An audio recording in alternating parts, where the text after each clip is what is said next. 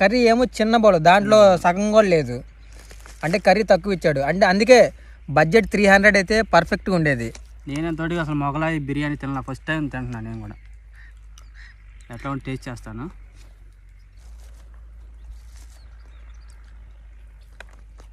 ఉల్లిపాయలు తీసుకో. ఉల్లిపాయ కాంబినేషన్ కావాలి.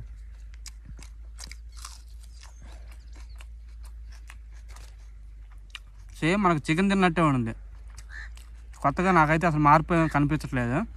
బాగుంది. అంటే కొంచెం లైట్గా మనకి ఎగ్ అనేది ఫ్లేవర్ అనేది కలుస్తూ ఉంది కాబట్టి కొంచెం టేస్ట్ వచ్చింది.